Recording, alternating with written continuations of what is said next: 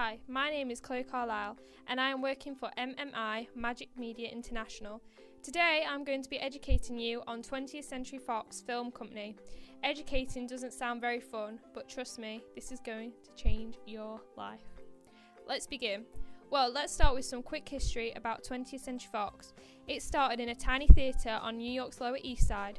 20th Century Fox isn't an independent company, which means they don't work alongside with anyone and are a highly popular company. Ownership. So, who owns the company? The person who owns it is Rupert Murdoch, who owned two conglomerates, 20th Century Fox and 21st Century Fox. You may not have heard of that word, you may have, but just to clear, I will explain to you quickly.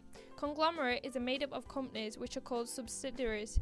So if you picture a chocolate orange split into different sections, each section is a little company that all work together. They operate as a cross-media company by working in TV, music, radio, motion picture film processing, which are highly popular and become very successful.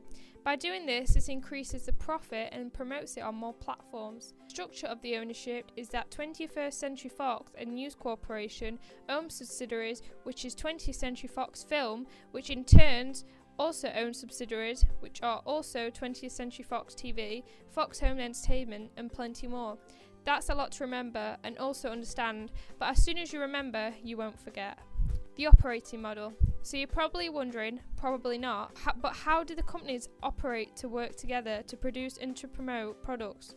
To start with, we need to discuss the operating model. First, there is a vertical integration. You have production, which like I said earlier, is to make the film. Distribution, which gets it to the audience, known as advertising, and then lastly, consumption, which is using the product.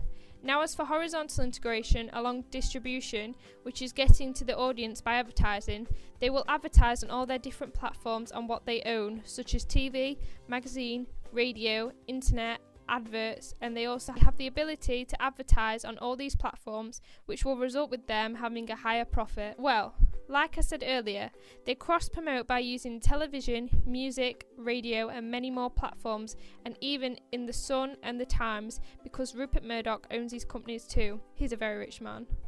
In the production sector, there is pre-production team that will do the storyboards, the budgets and make the script. The production team who, believe it or not, will make the actual film, with the camera team, effects crew, the lighting, costume and makeup, and of course, the actors.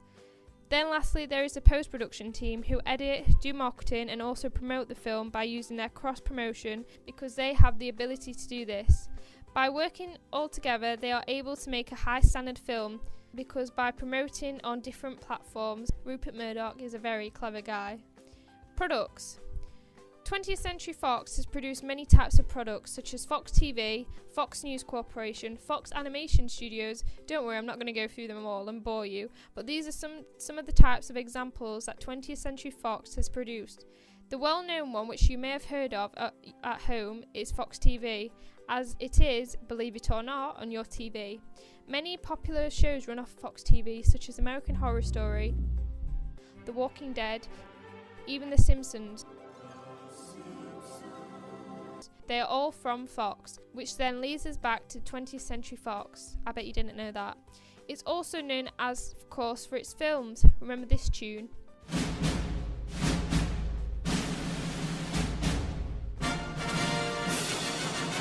Yes, this is 20th Century Fox, what comes on at the start of films.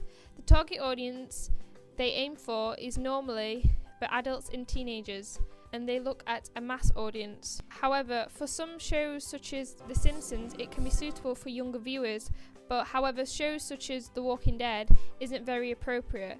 They cater a range of target audiences, as for some shows such as South Park, normally teenagers would watch this. However, it isn't appropriate for younger children, as they may pick up swearing words, and nobody wants that, do they? Market position. So, 20th Century Fox is a highly successful company. In this timeline, it will show you a quick summary of how the 20th Century Fox has improved over the years.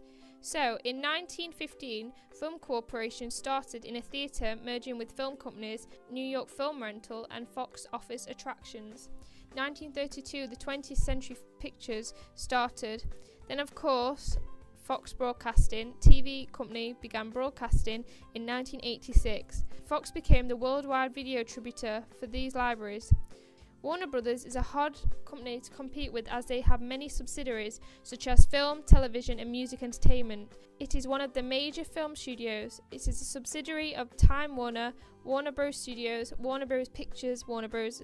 Interactive Entertainment, Warner Bros. Television, Warner Bros. Animation, just loads. However, 20th Century Fox has plenty of subsidiaries, but the main one has to be its sibling, 21st Century Fox, which also owns many subsidiaries. Avatar was one of the most successful films that was produced by 20th Century Fox, as it made over $749,766,139, which was only $237 million to make. Star Wars was another successful film that was produced by 20th Century Fox, which had made millions and millions of money. Star Wars Episode 1, The Phantom Menace, made $431,088,295, and Star Wars Episode 3, Revenge of the Sith, made over $380,270,577. Even though Warner Brothers is the biggest media company, I think 20th Century Fox, in my opinion, will beat them one day. They work internationally because of how many ways they have of advertising. It makes them more known and able to advertise around the world, which again, like I said earlier, higher profit. The main competitor for 20th Century Fox has got to be Warner Brothers. They are both highly successful companies. However, Warner Brothers is the world's largest television and film company. Warner Brothers has made many successful films such as the famous Harry Potter, Final Destination, and The Amazing Project X. Warner Brothers, like 20th Century Fox, they own many platforms to advertise their products and also work internationally, which helps them with their advertisement of their products. So why are they considered competitors based on the products their company makes? They both want the same outcome, which is to be the best, and by controlling the market and have the most profit by using different techniques to win the audience and hopefully try best media filming industry. How do they stand out? They stand out by using all their cross-media promotions, by promoting internationally, because they are a highly successful company that know exactly what they're doing. Thank you for listening, and I hope I've educated you on the 20th Century Fox.